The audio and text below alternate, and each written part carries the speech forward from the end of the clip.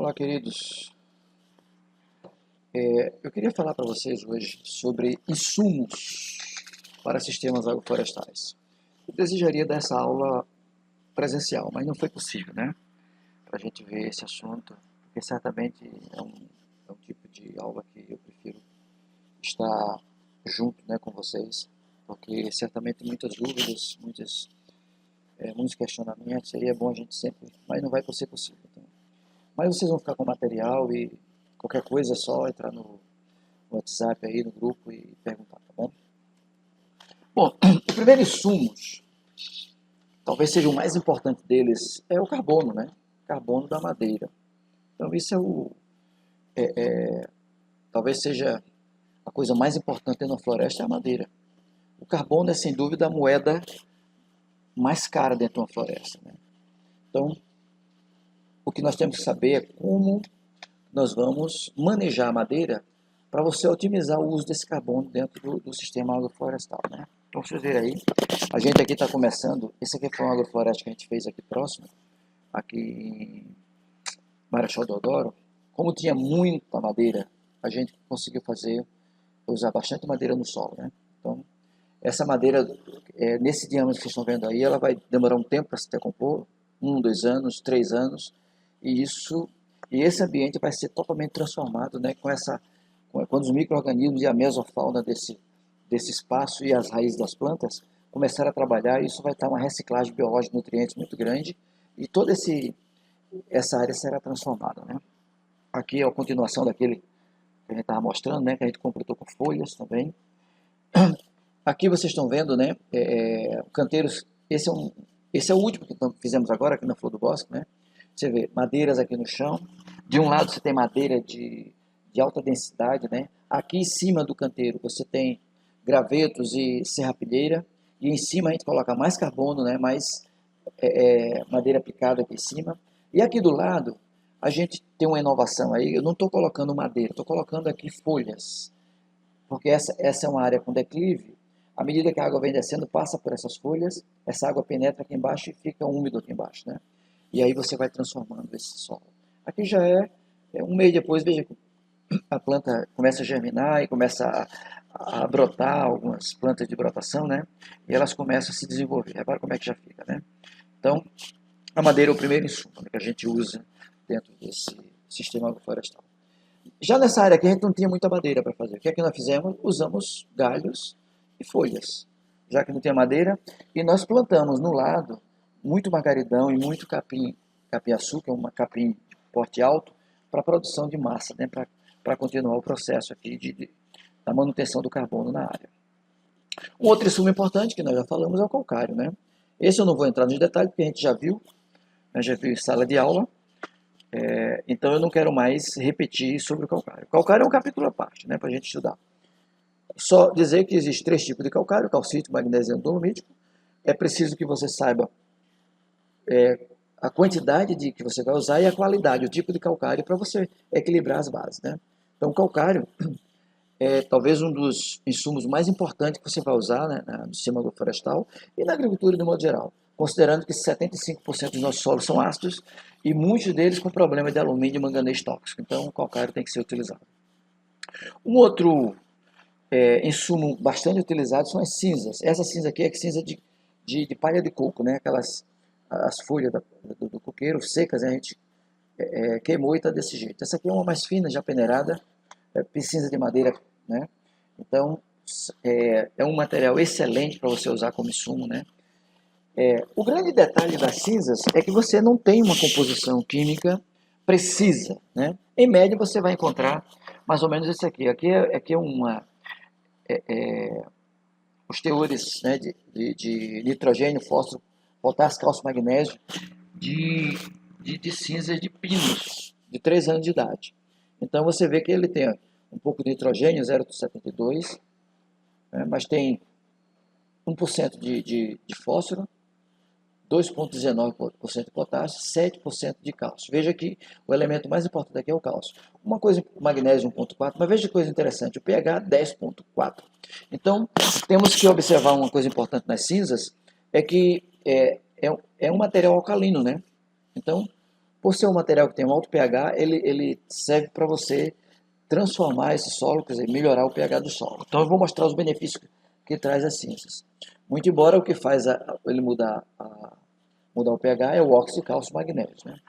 Então, olha, casca de arroz, olha que coisa interessante, a casca de arroz tem um elemento aqui, o silício, 86% da casca de arroz, da cinza da casca de arroz, é silício, óxido de silício.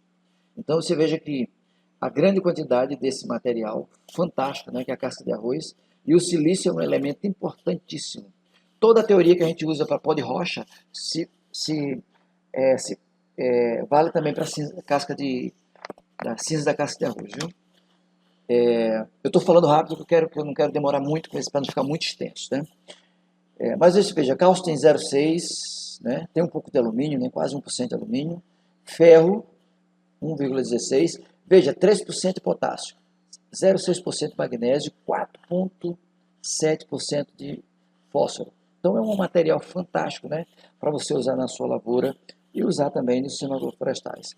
A princípio, as cinzas, quando a humanidade não usava calcário ainda, usava cinzas. Cinzas e estercos foram os primeiros fertilizantes que se usaram, né, na terra. Cinza, esterco e os pó de rochas, né? O benefício da cinza de madeira, primeiro, melhora a fertilidade do solo. Você viu que tem elementos químicos, né? Fósforo, potássio, cálcio, magnésio, né?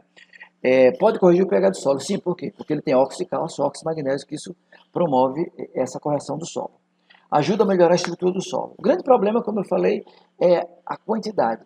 Qual é a recomendação que nós fazemos? É que o agricultor ele tenha sempre a mesma cinza para utilizar na sua lavoura, né? Eu recomendo 2 tipos de cinza. Primeiro, cinzas da casca de arroz, mas não é fácil para todo mundo. Mas tem uma que é fácil você conseguir, que é você queimar a palha de coqueiro. A palha seca de coqueiro, você junta, faz uma grande fogueira e você vai juntando essa cinza e usando na lavoura, né? Só para vocês terem uma ideia aqui, ó, à medida que você aumenta a dose de cinza, veja o que acontece com o pH. O pH ele aumenta e diminui os teores de alumínio tóxico. Então é um material fantástico que você pode usar, né? Um outro material excelente é o pó de rocha, chamado também de rock pound, em inglês, né? Ou crushed rock, rocha moída. Stone meal é uma refeição de rocha, né? De pedra.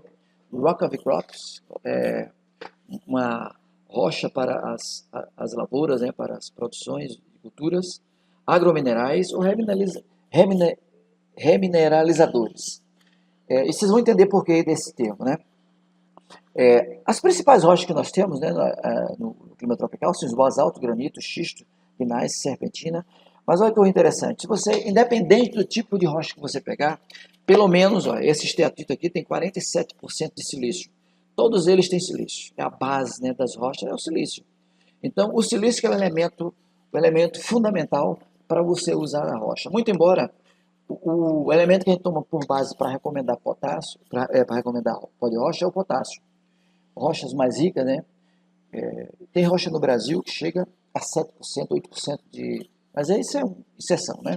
Normalmente essa é a quantidade que nós temos, em torno de 2 a 3% de potássio, óxido de potássio. Já o cálcio é maior, veja, o basalto, o pó de basalto chega a quase 10% de cálcio, já pensou? Magnésio 3,6, é quase um calcário, né? Então é um material fantástico que vocês podem usar nos seus solos. Agora, evidentemente que nem todo solo vai precisar de pó de rocha, né? Mas os nossos solos lavados, solos antigos, solos profundos, que perdeu o silício da superfície, esses solos precisam ser remineralizados, né? Então, como vocês verem aqui, ó, essas são as principais características, cálcio, magnésio e potássio. E o silício, claro que esse é o elemento chave do pó de rocha, né? Só para vocês terem uma ideia de toda a base teórica do uso do pó de rocha, está aqui nessa figurinha, repara. Você tem aqui a linha a superfície do solo, aqui você tem, nesse ponto aqui é o Equador, né, a linha imaginária do Equador, e aqui a latitude mais dilatada aqui de 60 graus, né, para cima ou para baixo. Então à medida que você se aproxima do Equador, você tem altas temperaturas e alta pluviosidade. Olha, essa linha aqui que você está vendo em cima é a linha da precipitação. Lugares mais chuvosos da Terra é próximo ao Equador, não é isso? E essa linha aqui, ó, essa linha aqui, ó, tá subindo aqui, é a linha da temperatura. Então, você, no mesmo espaço, você tem altas temperaturas e alta pluviosidade. O que é que acontece? Você tem solos lavados. Pra você ter uma ideia, essa parte aqui, ó, em cinza, tá vendo aqui? Isso daqui é nos solos temperados e subtropicais, são regiões onde você tem argila do tipo 2:1. Concentração de argila aqui em cima. Sabe o que é que tem aqui dentro dessa argila? Tem silício. Mas no clima tropical, veja o que aconteceu. Ele foi jogado aqui para baixo. Ó. Foi lá para baixo. Esse silício desceu. O que é que ficou aqui em cima? Percebam. Quando você vem aqui, ó, concentração de ferro e alumínio. O que sobrou do nosso solo? Óxido, ferro e alumínio. E essa parte aqui, o que é? São as argilas tipo 1:1. Que são as colinitas, né? E argilas e os óxidos hidratados de ferro e alumínio que estão aqui nessa face. Então, o que aconteceu? Como os solos foram intemperizados e lavados, perdeu o silício. O silício tem uma estreita correlação com micro-organismos. Na hora que você coloca ele de volta, o pó de rocha, nesses solos, que, por exemplo, nossos solos aqui do Nordeste, muitos solos são dessa forma, né? São solos antigos, solos profundos, que é o caso dos agissolos amarelos, que dominam os tabuleiros costeiros, né? E os latossolos. Então, são solos que precisam de pó de rocha. Então, quando você coloca o pó de rocha, você está rejuvenescendo esse solo, trazendo não apenas o silício, mas nutrientes, e você está trazendo também micro-organismo que vai trabalhar com esses elementos que outrora, né, era casa de micro-organismos. Pois bem, o que é exatamente biomineralização? É a técnica de colocar diversos minerais que são ricos em nutrientes, que são alimento de plantas, em contato com organismos, que eu acabei de falar, fungos, bactérias, que atuam na transformação desses minerais brutos em alimento para as plantas. Então, uma vez colocado, acontece uma revolução do solo e a tendência é melhorar a fertilidade do solo com o tempo, porque a solubilidade é baixa, e isso com o tempo vai melhorando, aumentando, e você vai fazendo com que você tenha altas produtividades. Por exemplo, hoje no Centro-Oeste, basicamente quem trabalha com plantio direto e quem trabalha com sistemas agroflorestais silvopastoris, a integração lavoura-pecuária, trabalha com pó de rocha. E é coisa nova, viu? Porque antes se trabalhava apenas com supertriplos, simples, supertriplos, ureia, cloreto de potássio, sulfato de potássio, e agora trocaram tudo isso, que são fertilizantes minerais importados, né, por pó de rocha, que tem próximo de todo lugar você encontra pó de rocha. A ação da mineralização, como é que é a ação? O acréscimo de rocha moída aos solos viabiliza uma remineralização por meio da adição de uma vasta quantidade de nutrientes. Imagina, tem quase a tabela periódica inteira, está nas rochas, né? Que foram perdidos no solo ao longo dos processos de intemperismo. E também no processo antrópico, né, de usar arado, grade, você vai transformando esse solo e você vai danificando e meteorizando esse solo. Então, com a pó de rocha, você traz vida para o solo. Então, é um insumo fantástico. Quando você sair por aí, olhe para a direita, olhe para a esquerda, que você vai encontrar uma mineradora ou alguma pedreira aí, e que vai ter muito pó de rocha à sua disposição. Como é a ação dele no solo? No solo, reativa a vida microbiológica do solo, né? Nas plantas, aumenta o poder de germinação da semente, melhora o desenvolvimento das raízes e parteira das plantas, deixa o caule e casca mais grossa. Por quê? Por causa do silício, por causa do potássio, né? As folhas criam uma película que protege contra as doenças de ventos e geados. Então, imagina que material fantástico, né, para usar. Nos alimentos, maior durabilidade após colheita, maior quantidade de diversidade de nutrientes, acentua a coloração e sabor e melhora o peso, né, e sanidade. Para vocês terem uma ideia, eu lembro uma vez que eu plantei abóbora aqui em casa mesmo, no saco que eu tenho aqui no quintal. Eu tive uma produçãozinha de abóboras. Como eu não podia comer tudo, o que é que eu fiz? Vendi. Peguei as abóboras e fui vender. Cheguei lá no comprador, ele olhou para mim e disse: pai, o que é que tem nessa abóbora? Tem chumbo aí dentro? Tão pesada? Eu disse: não tem chumbo, tem pó de rocha. Né? Ele não entendeu, mas tudo bem, vocês estão entendendo. Como usar o pó de rocha, né? Utilização pode ser na compostagem, vocês podem usar em biofertilizante. Normalmente eu uso biofertilizante para melhorar a parte mineral, né, do biofertilizante. Para adubação verdes, que recebeu farinha, sobre o solo que recebeu farinha de rocha. Então você aplica na superfície e pode plantar a sua adubação verde. Ou então faça o contrário. Você planta a adubação verde, passa uma roçadeira e joga a farinha de rocha em cima e planta o que você quiser. A produção é máxima, né? Aplicação de EM sobre o solo que recebeu farinha de rocha. Então, por que EM? Como eu falei para vocês, o silício é casa de micro-organismos. Como esse silício desceu, os micro-organismos morreram. Então a gente tem, na verdade, normalmente solos com baixa CTC, né? Porque essa argila tipo 2 para 1 foi lá para baixo, o que sobrou foi óxido hidratado de ferro alumínio, e em cima e perdemos os micro-organismos. Então ficou um solo diferente. Eu não costumo dizer que o nosso solo é pobre, porque ele é diferente. A aptidão dele é para outra coisa. Nós não temos aptidão para plantas anuais, tipo feijão, arroz. A gente planta mais gastando energia, né? Soja, milho. Nós temos aptidão para plantas perenes, arbóreas. É só você olhar ao seu lado e ver, olha uma árvore. Ela está bem de vida, você olha para ela, ela está bem produzindo, e o solo está pobre. Você vai fazer uma análise do solo, o solo está pobre do lado dela. E como é que você explica isso? É porque a aptidão nossa é que é diferente, né? Você pode fazer também semente empanada com farinha de rocha. Você bota um agente colante, né? Pode ser uma cola mesmo, qualquer, pode ser vegetal ou industrial. Você junta faz a farinha, mistura com a semente e planta. Essa semente vai nascer bem mais forte. Então você vê grandes possibilidades de utilização da farinha de rocha, né? Recomendação: na horta você pode usar até 300 gramas por 10 litros de composto. Você vai usar o composto, bota 300 gramas. Então tá aí uma recomendação. Claro que essa recomendação, pessoal, é uma recomendação média, né? Para a maioria das coisas. Claro que você tem que fazer análise de tudo para saber o que vai colocar, né? No plantio, você pode usar até 500 gramas, de 500 gramas a 1 quilo por berço, né? Nos pomares, de modo geral, de frutíferas. No preparo de solo, você pode usar de 2 toneladas até 5 toneladas. O pessoal do Centro-Oeste está usando na cultura da soja, do milho, em rotação com braquiária, cerca de 5 toneladas por hectare. Agora, claro que ao medida do tempo que vai passando, você vai diminuindo essas quantidades. Vai chegar um tempo que você não precisa mais colocar. Nas pastagens, 2 toneladas a cada 2 anos, né? Aplicações foliares.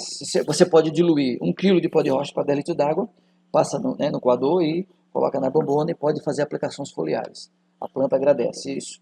Isso tanto para nutrição como para defesa da planta, né? Para compostagens, para compostagem de cama de aviário, você pode usar 500 gramas por metro quadrado. Calcula lá e coloca, né, e mistura. Então, essas são recomendações gerais desse material, né? Pó de rocha. Os compostos. Compostagem é um insumo que você pode ter na sua propriedade. É importante que você faça, porque na implantação dos sistemas agroflorestais, é bom que você tenha o seu composto produzido por você, né? Você faz a quantidade que você quiser e fica quase a custo zero. Só não é custo zero porque tem um trabalho para fazer. Mas se você tendo esterco, palha, você faz, né? Como é que faz isso? O composto, você vai ter que revirar, né? Você faz da seguinte forma: você junta 70% de capim, né? Qualquer capim, material palhoso, e 30% misturou, faz as camadas, né? As leiras, e vai virando, dá 3, 4 viradas, em 45 dias está pronto, dependendo, claro, da umidade e da temperatura, ele vai estar pronto, composto. Aqui são as fases, né, de decomposição desse material, até ele estabilizar. Quando ele está estabilizado, ele está pronto para uso. Como é que eu uso o composto? Em vasos. Você está na sua casa um vaso, né? Você vai plantar uma planta ornamental, qualquer coisa, você pode pegar uma parte do composto, 3 partes de terra, juntou, pode plantar qualquer planta que dá certo. Para você produzir mudas, uma parte de composto e 2 de terra. Você junta, faz para produzir mudas de um modo geral, sobretudo mudas de plantas nativas, né? Claro que se você vai produzir hortaliça, coisa mais frágil, aí você faz um composto sem terra, né? Faz um composto vegetal. Para canteiros de agroflorestal, a gente usa 20 litros por metro quadrado. 20 litros por metro quadrado. Essa é uma quantidade que o pessoal tem se usado. Pode se usar mais, pode se usar menos, mas essa é a quantidade que tem dado certo, né, de um modo geral. Nas lavouras, de um modo geral, você pode usar de 10 a 20 toneladas. Acima de 20 toneladas já fica econômico você usar esse tipo de insumo, né? Ok? Mas se você não tiver composto, você pode usar cama de frango. Esse aqui é um amigo nosso, é um estudante aqui do SEC, é o Felipe, que está aqui nessa foto. Esse aí o agricultor não tinha composto, aí ele disse: não, mas eu posso comprar cama de frango. Ele trouxe e a gente usou para montar o sistema florestal. Um outro aqui, usamos torta de filtro, já que não tinha composto, como era perto de usina, e eles tinham bastante torta de filtro, então pode-se usar também torta de filtro, né? Um outro insumo importante são os biofertilizantes, né? Esse aqui a gente fez no SECA, foi de uma turma de uma disciplina chamada Produção e Uso de Produtos de Base Agroecológica. Eu acredito que alguns de vocês já fizeram essa disciplina. Então, o biofertilizante é um composto bioativo resultante da biodigestão de compostos orgânicos de origem animal e vegetal. Então, eles podem ser enriquecidos com minerais e nutrientes. Esse é um insumo fantástico na propriedade, né? Ele é muito rico em nitrogênio, e ele dá um upgrade muito forte nas plantas, né? Porque quando você começa a mexer no solo, o carbono, né? Você coloca muita madeira, muito carbono é utilizado, e você aumenta muito a relação CN, tem muito carbono e pouco nitrogênio. Como é que eu faço para baixar? Biofertilizante. Quando é que eu vou usar isso? Quando eu começar a notar que as plantas começarem a ficar um verde mais claro, é a hora de usar, né? Às vezes, depois de muita chuva, que aí a lavagem de nitrogênio, o biofertilizante, ele recompõe. Não só pelo nitrogênio, mas pelos outros elementos e principalmente pela microbiota que ele traz, né, para o solo, né? O que tem dentro do biofertilizante? Tem nutrientes, nitrogênio, potássio, cálcio, magnésio, enxofre, fósforo, potássio e micronutrientes. Tem células vivas de micro-organismos, tem bactérias, tem leveduras, algas, fungos, quelados, organominerais que eles fazem com que complexam alguns metais, né? Alguns metais, inclusive metais pesados que podem trazer problema para a planta. E metabólicos, com proteínas, enzimas, antibióticos, vitamina, toxina, tudo isso. Já pensou? Dá até para tomar um pouquinho, né? Fica legal. Vamos lá. Para que serve o biofertilizante? Primeiro, confere às plantas e ao solo grande quantidade de nutrientes. Controla doenças, refletindo o desenvolvimento da cultura. Ou seja, é comida e proteção, né? Então, já pensou o material que é comida e proteção? Apresenta-se como um material estável e isento de organismos nocivos à planta. Claro que primeiro você precisa aprontar esse material e decompor, né? Depois daquele, ele chega no ponto que ele está pronto, ele passa por várias decomposições ali dentro, né? Reações biológicas, microbiológicas e químicas, que vai chegar no ponto que ele já pode aplicar ao solo. E aí ele está isento de micro-organismos nocivos, né? As plantas. Para que serve? Nutrir, recuperar e reativar a vida do solo, fortalecer as plantas e saúde dos animais, estimular a proteção de cultivos contra ataques, insetos e enfermidades, substituir ou eliminar totalmente a utilização de fertilizantes químicos altamente solúveis, os quais são caros e causam dependência aos agricultores e problemas ambientais. Então você pode usar esse material para substituir totalmente a adubação mineral, né, solúvel. E é assim que é feito na agricultura orgânica, né? Na agricultura também, os sistemas agroflorestais, esses biodiversos, eles também seguem essa lógica, né? Não usa os fertilizantes minerais solúveis. Como é que prepara? Você pega uma bombona de 200 litros, né? E coloca isso aqui dentro, 180 litros de água, 2 litros de leite, 2 a 4 litros, né? Se quiser mais forte, melado, né? 2 litros de melado, 50 a 60 litros de esterco de bovino fresco, tá certo? Cinzas, 3 a 5 quilos de cinzas, e aí você vai botar aqui alguns minerais opcionais se você quiser. Você põe pó de rocha, eu gosto de colocar, além disso, colocar um pouco de rizoma de bananeira como fonte de potássio, gosto de colocar o margaridão, né, como fonte de fósforo aí dentro, misturo bastante esses materiais. E se eu tiver alguma outra planta, que seja uma planta dessas que bem extratora de nutrientes, eu coloco aí dentro. E aí você tem que todo dia dar a mexida, né? Depois de 45, 50 dias, dependendo, claro, do clima e das mexidas, esse material vai estar pronto para você usar, né? Qual a função de cada ingrediente? O esterco da vaga, a função dele é injetar ingredientes vivos, né? Micro-organismos, para que haja fermentação do composto, né? A água é o meio que facilita a multiplicação das reações aí dentro, né? Então, sem água nada vai funcionar, tem que ter água.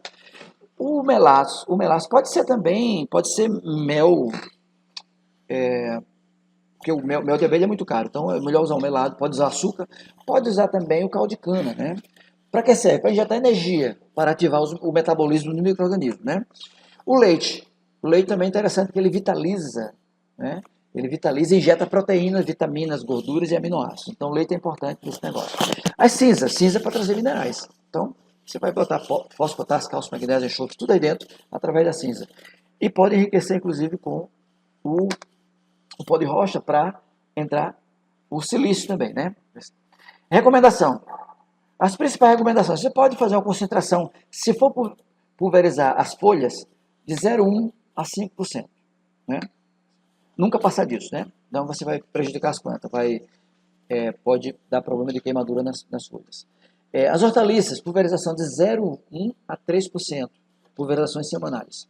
Isso vai proteger e nutrir as plantas. Fruteira, de modo geral, de 1 a 5%. A aplicação no solo você pode chegar até 20%. Né? Então, 20 litros para 100 litros de água. Ok? Então, vamos para o próximo. Não. Antes do próximo, aqui tem um experimento, né? Experimento desses autores, Araújo, aliás, Araújo et al., onde ele usou, na produção de pimentão, quando ele usou esterco bovino e biofertilizante, veja quantos frutos ele conseguiu colher por pé de planta, né? Frutos por planta.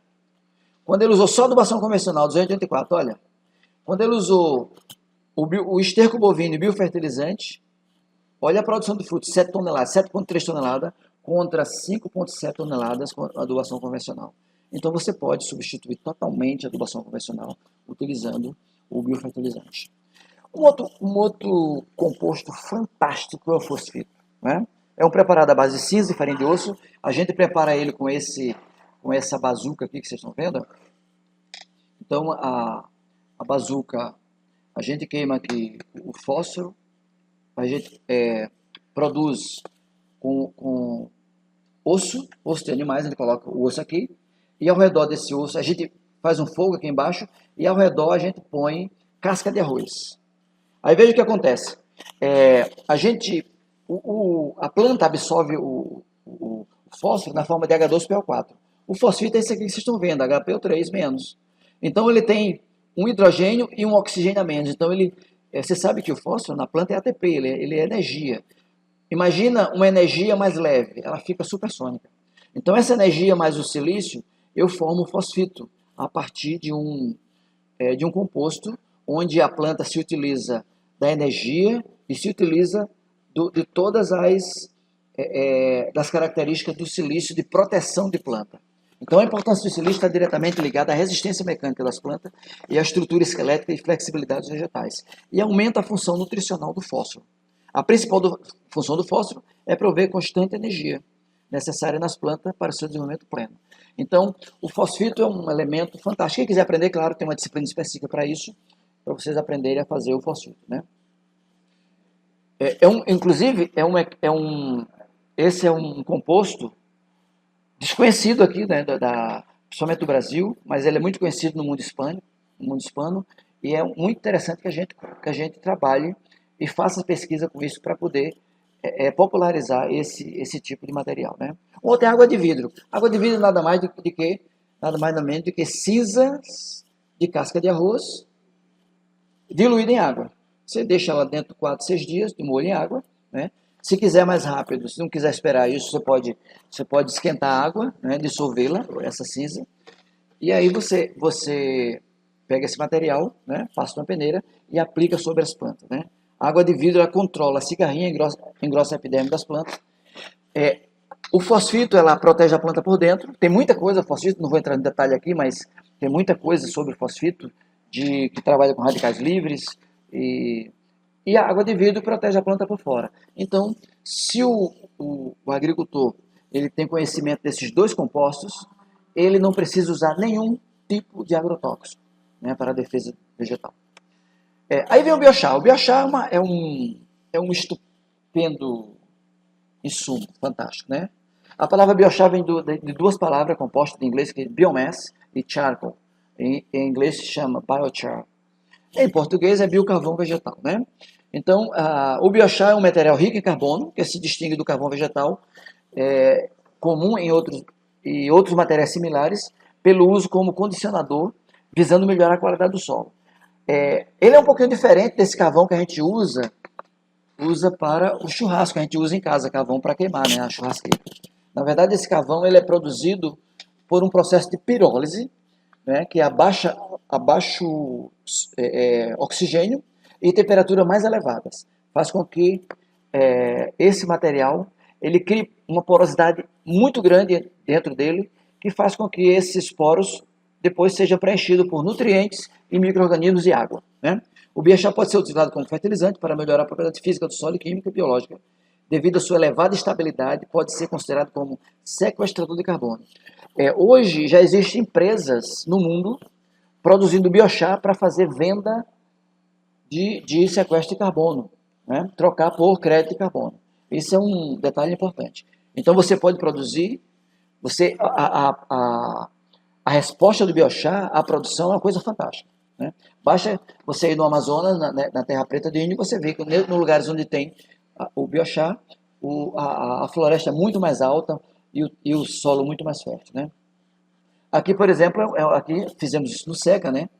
Você tem o processo de pirólise, como eu falei. Aqui dentro desse primeiro tambor você coloca o que você quer fazer, tampa e aqui você faz o fogo por fora. A pirólise é muito conhecida. É a mesma coisa que quando você assa um bolo no seu forno, né? Você não toca fogo no bolo, né? Você acende o forno, você cria um calor e aí você assa o bolo. Da mesma forma é feito aqui, né? Aqui da direita a gente está fazendo uma outra forma de você fazer biochar diretamente. Você pode ir fazendo, queimando e compactando esse material embaixo. Esse material embaixo fica sem oxigênio e vai queimando aos poucos e você vai colocando mais até encher o barril, né? Quais são os benefícios? Retenção de água, aumenta a CTC do solo, a dissorção da matéria orgânica e componentes tóxicos, retenção e adição de nutrientes, crescimento de micro-organismos benéficos. Eu estou montando um experimento agora com biochar, né? E quem estiver interessado nessa tecnologia, estamos juntos. Recomendações de biochar, como é uma coisa nova, né? O que tem na literatura dizendo o seguinte, que tem excelentes resultados, até 20% em volume. Você vai fazer um canteiro, ou você vai fazer um berço, né, para plantar as frutíferas. Você pega aquele volume que você tirou e troca por 20% de biochar. E mistura, você coloca e você põe a planta ali, ok?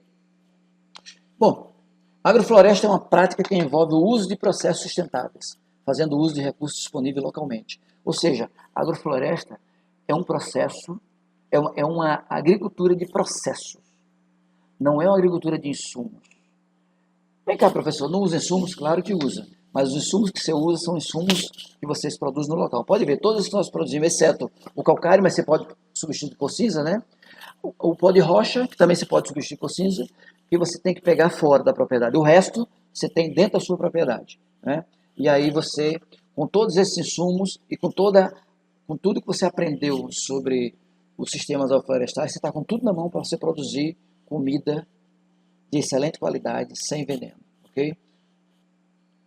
É você que escolhe se vai ter a dependência desse sistema, você vai usar insumos externos à propriedade. Desse lado aqui, ó, tudo veio de fora, desde a semente, todos os insumos fertilizantes e os insumos de defensivos, tudo veio de fora. Aqui veio tudo de dentro.